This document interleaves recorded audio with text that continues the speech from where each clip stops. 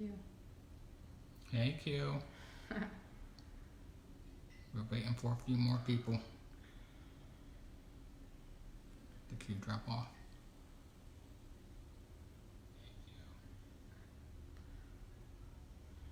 I don't know if the button's working. Is anybody else out there?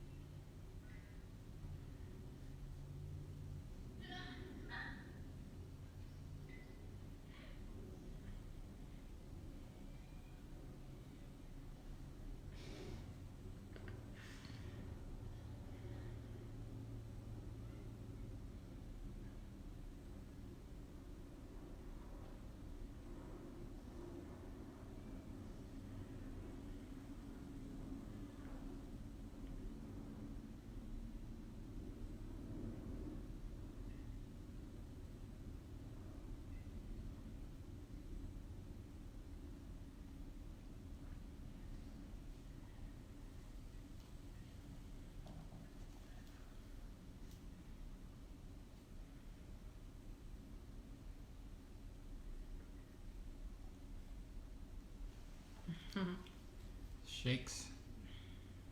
Snake. Hey, Snake. We're just waiting for a few more people to join.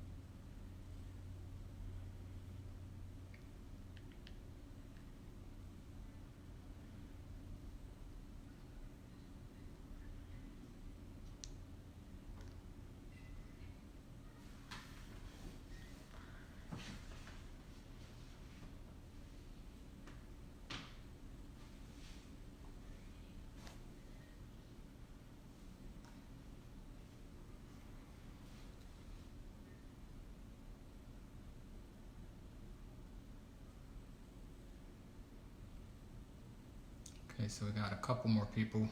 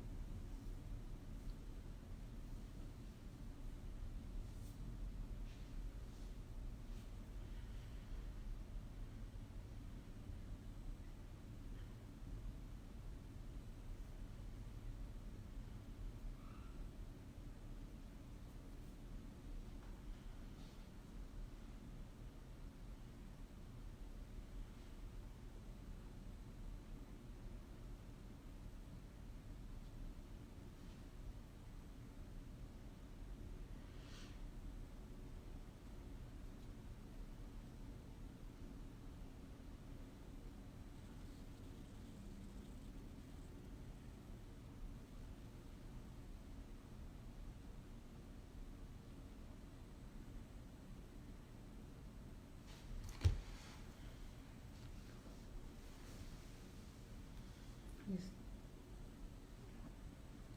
to the watch party. I don't know how to cancel it. Because I don't know if people are gonna text on that one.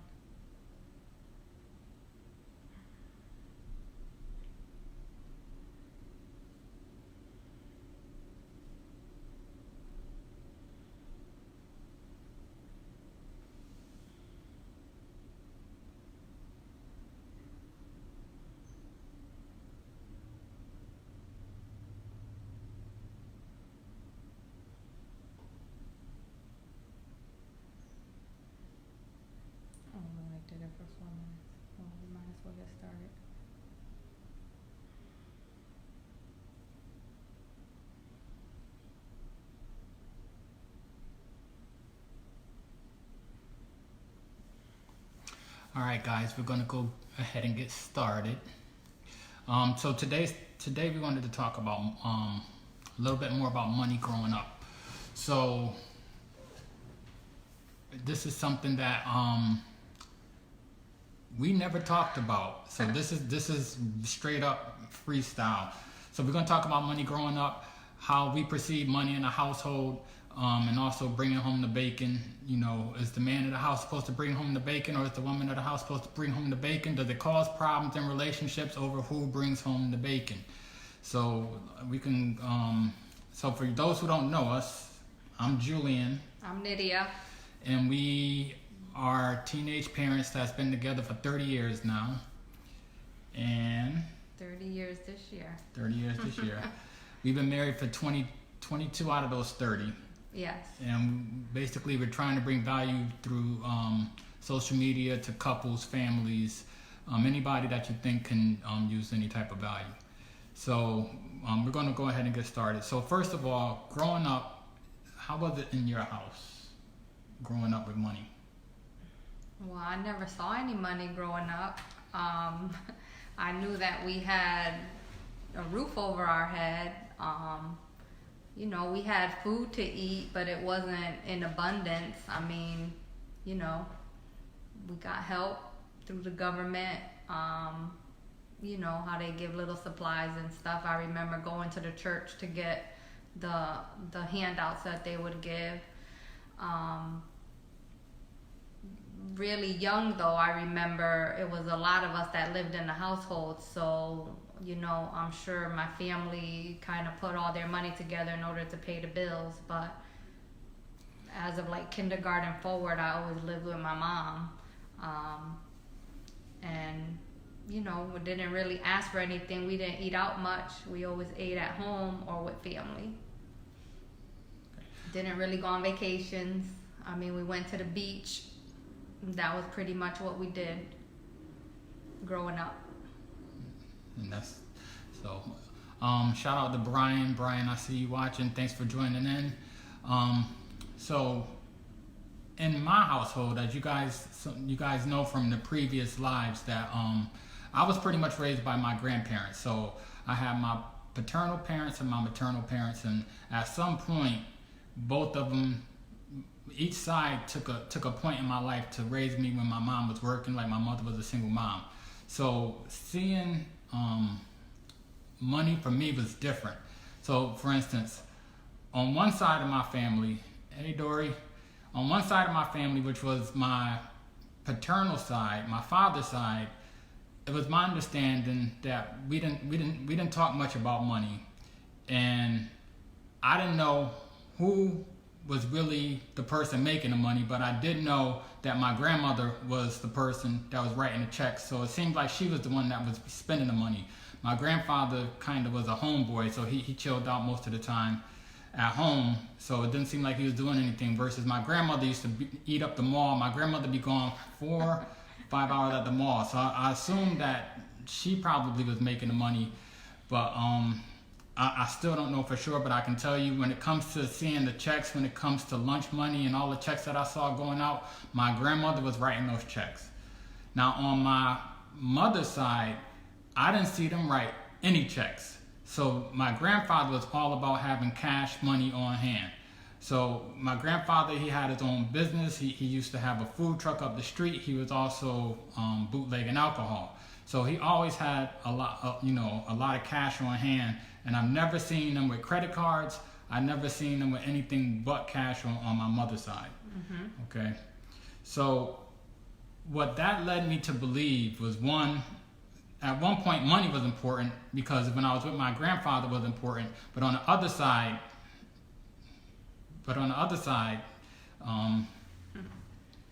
we didn't really see the money, because like my grandmother on my father's side, she would use credit cards and things would just magically appear at the house. So I wouldn't really see any cash. So what happened to me is my brother conned my mother into giving us allowance for a very short period of time, until my mother lost her job. And every time we got allowance, we would spend that money. So if anybody Really, Rob?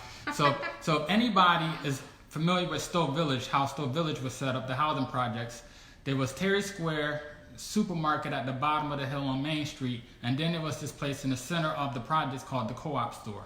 So as soon as I got the money from my mother, and every now and then my grandfather would give us money, we was off in the races spending money. So I would go buy candy, I would go buy anything that I can get. Penny candies. Penny candy. Get a whole bag of penny candies for $1. And it wasn't like we was taught to really, save money or invest money. It was just like, take this money and you go do whatever you want. And it was a good feeling, but now being older is almost like were we taught the right way, right? So with our kids, we do not, and we have not given our kids an allowance.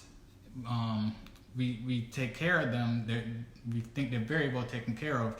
But what we do instead is we give them the same books that we're reading and learning from to learn from now. So hopefully when they get older and they're on their own, they will have that foundation with them when they move forward. So let's talk about bringing home the bacon. So like I said before, growing up, I did not know. I'm gonna pay you, Rob. What's up, Rob? Rob Zimmerman, Connecticut is in the building. So before meeting Nydia, I didn't know who was going to be the breadwinner, and I wasn't concerned about it. But at the end of the day, after I started taking charge of the finances, I discovered that I was not the breadwinner initially. So when we started doing our own taxes, when we started paying bills, because there was a time, so just to rewind a little bit, yeah, Rob. So it's my wife. So just to rewind a little bit, if you guys remember, there was a time in the 90s where she wasn't too sure about which way she wanted to go. So we had a little break in our relationship, right? So we didn't have our accounts together at that time. And now, yeah, that's true, Rob. She is the boss. So now we have everything together. All our accounts go together. All our money go together. And everything is pretty much equal. But I can tell you, when it came to money, I was frustrated for a long period of time because, especially when I found out that I was kind of behind her. Because I think I said this before in other lives, that it's really up to the guy at the house, the man of the house, to know how to go out and kill something. But on the other hand, there was a long period of time where she was killing it, and we never talked about it. We never discussed it, but it always bothered me. So what that did is that gave me the motivation to start opening businesses. I had a cleaning business. I had a Rob. Really? So I had a cleaning business. I had a window washing business, and I also went into repairing windshields on automobiles, along with like what they call like a auto repair business that would take care of little scratches on cars. So I was trying to do anything to try to take back the household, because like I said, I didn't know if in the household that I grew up in, if my grandfather. So sorry for the interruption. That was a call coming in. So I wasn't sure if my grandmother was winning or if my grandfather was winning. Hopefully you can see us. Is that it? Yeah, okay. No, sorry. So with that said, it was important for me to take back the house. So what ended up happening is that, like we said in other lives, I went back to school. We had kids coming, but for whatever reason, even when I went back to school and changed my career, she still was winning with her job in the government, and I couldn't stand it. Rob, you want to call us? Because somebody just called us through my phone. So what ended up happening is eventually I caught up and passed her for a short period of time. Mm-hmm. And I'm gonna tell you, achieving that goal for me was pretty much one of the best things in the world. But it still seemed like I wasn't doing enough, okay? Because when I finally got past her, it was only by a few $1,000s. It wasn't much at all. So what ended up happening when we moved to Maryland, now that we work together, we make exactly the same amount of money. She does not look happy. Be careful. Come on, Rob. Yeah. Believe me, Rob, she's happy. So, I mean, it was at the point that I thought that I was, and you can ask some of the people that I work with at Travelers, one of the people that I was close to, I was just like, look, I'm at the point that I'm thinking about stripping on the side to make these ends, so I can take back my house. And so, when it comes to being a man of the house, that was always important to me, and eventually it caught up, and now we're riding neck and neck. And we can say that happily. So, anything else you want to touch on? Sorry. No, I never looked at it as I made more than you. I thought we were always there together. Our money was always kind of pulled together, and when you started doing the business with the houses, you was doing a lot of work. So to me, it kind of, we were, together. We were growing together. Yeah. And I think we mentioned earlier in one of the other lives about, having real estate. And I can tell you, there was a time that I was talking to somebody at one of the jobs that I had, and we all sat in like what they call a pod. And people can look over and they can see what's going on your desk at any time, and you can look over and see what's going on their desk at any time. And it was this one guy, and I'm gonna call him Pete. So one day I was frustrated at work because I believe one of the family members was in need of some money, and he knew, he could see the frustration on my face. And when I came back to the pod, he was just like, he was like, what's going on? And I said, well, I don't want to talk about it. He said, like, what's going on? I can see that you're upset. And I told him, I said, whenever it comes to financial issues, okay, we'll call him Robert.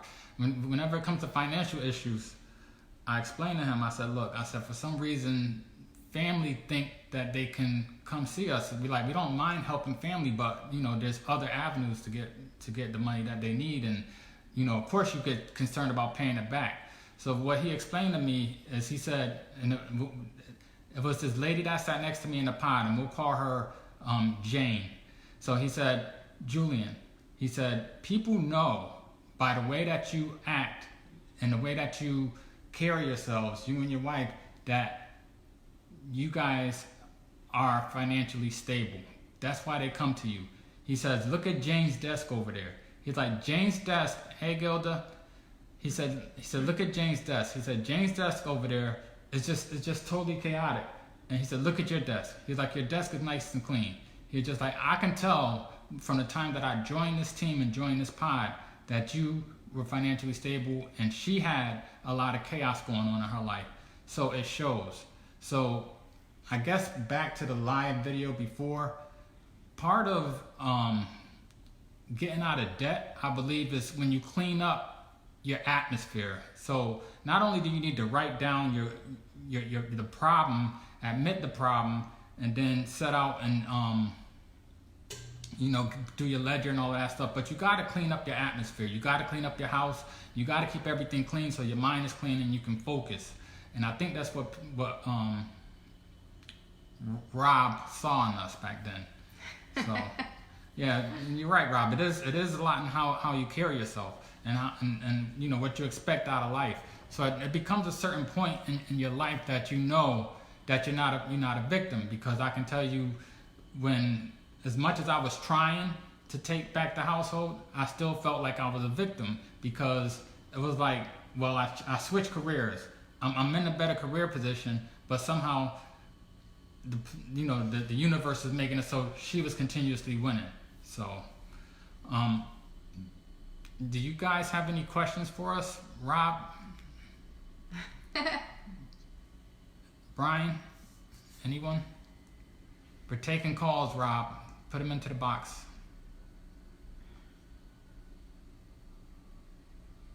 Or if you have any questions about any of our previous lives.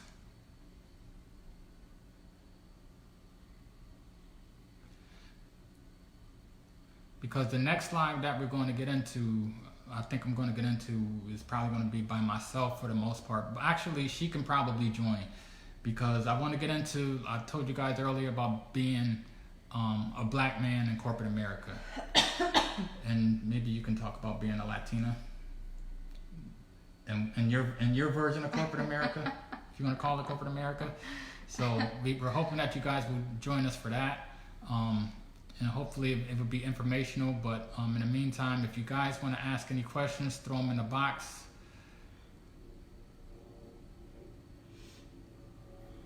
No questions. No questions?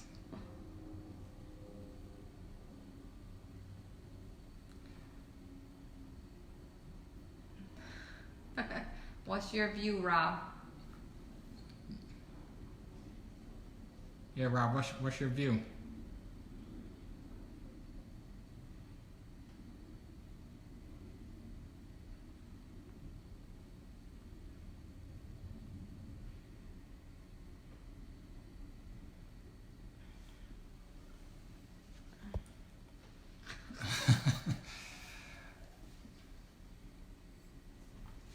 You're blurred.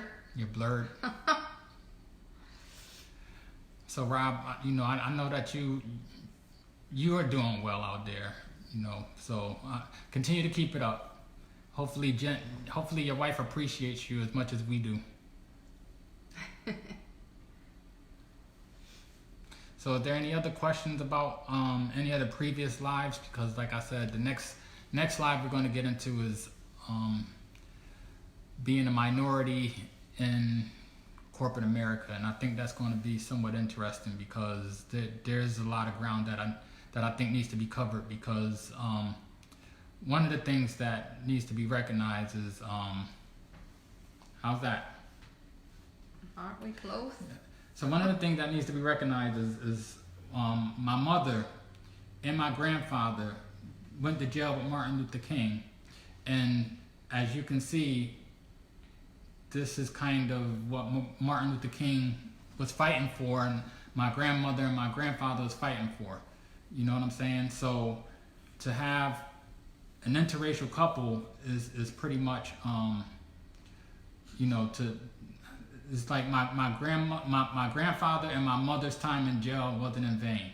So, we do appreciate that. So I'm going to talk more about how I appreciate my grandfather and my mother's struggle in order to pave the way for me, and then I'm going to talk about the things that I'm doing to thanks, Rob. Take care. Enjoy dinner. Hi, Dana. Hey, Dana. Connecticut's in the building. So we're going to talk more about, and I'm going to talk more about what I'm doing to pay it forward. I'm going to talk about some of the struggles that I deal with, and I'm pretty sure if anybody is a minority in corporate America, their struggles may be similar, and they most likely can relate. So that's going to be next Tuesday at 6. And do you want to add anything? No, I could talk about my experience. It's probably a lot different than yours, but But you have your struggles though. You think? Maybe in the beginning, back in the 90s, starting off at work, but now I think. Okay. Do you think it's that different. do you think you get prejudged for being Spanish at work? Maybe a little bit, but I think the mindset has changed a lot since I first started in 95. I think that when I started. Okay. So. All right, guys. So if you guys have any questions, throw them in the box. We'll take a couple questions about any of the previous lives, anything that you think you missed today. Bring home the bacon. If you have a husband and your husband's not performing on the level that you think, do not divorce him. Give him a chance. Just make sure that he's trying to hustle, because it may take a while for him to get his paper up. So do not divorce him, ladies, if you make more money than your husband. And that just reminds me is, I've also heard women complain that they're not treated equally in the workplace. They're not paid the same. But from my experience, based on the money she was bringing home, I don't know what was going on in her workplace, but she was bringing home more money than I did, and I was working my ass off. So ladies. So was I. Yeah, well, I'm just saying to try to catch up. I'm not saying that I'm not trying to take anything away from you. But I'm just saying in terms of women. Remember, I work for the government. You work for private. Yeah. So well, in terms of equality, I'm not saying you didn't work your ass off. I'm just saying that women are getting it in one way or another. So women, you are getting it, and I don't know if you guys want to admit it or if you guys just trying to get more. Hey, Carol. So if you guys have any questions, drop them in the box. Anything about our previous lives, like I said, in the next live, we're going to be talking about being minorities in corporate America. Some people are going to be able to relate. Some people are going to probably just find it interesting overall. So if you guys have any questions, just drop them in the box. We'll give a couple minutes. Carol, how are you?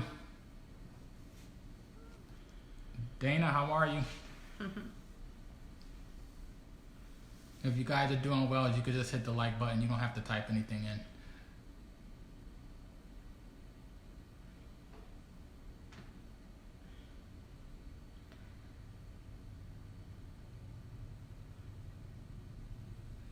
There we go. Hey, Dana. Levi, how you doing? I heard you was up in Connecticut, man. Hopefully you got back home safe.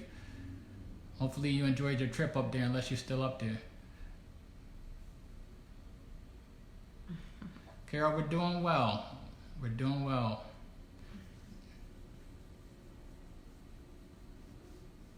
Hi, Dana.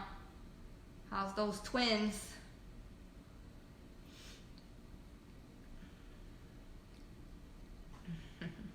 Okay, guys, so if you guys don't have any questions, we're going to sign off. We appreciate you guys taking the time with us this evening.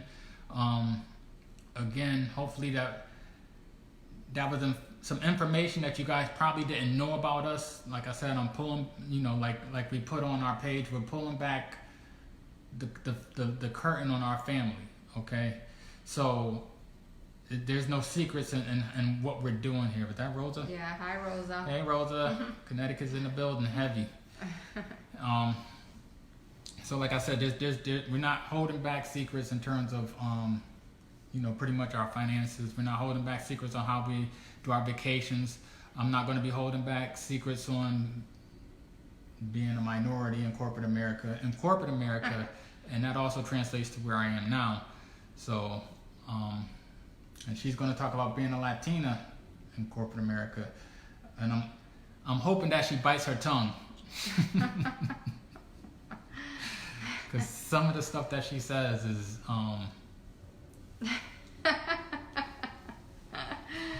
it's some stuff that I wouldn't even say. So and you guys know me, I don't really hold back. So hopefully you guys tune in next Tuesday. We're going to be talking about being minorities in the workplace, my experience with being a minority in corporate America, and like I told you guys earlier, my mother, my grandfather went to jail with Martin Luther King. As you can see, this is part of the dream. An interracial couple. Also, I'm going to get into that part of the dream in terms of my way of having to pay it forward in corporate America, and the things that I have to do to make room for my kids and anybody else's kids that are minorities. It's just something that you just don't take for granted. I think I posted, I don't know if I still have it out there, but I posted that at some point you have to realize that your world is not just your world.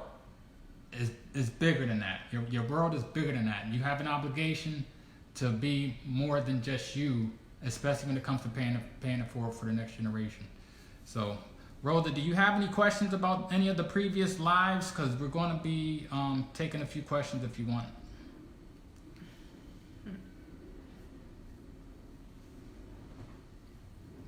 You have any questions about your crazy friend Nydia? I'm not crazy. I know we established this already. So, you know what? Well, while we're waiting for any questions, I'm going to just tell you guys a little story about how before we got married, I did do part-time stripping for all of 5 minutes.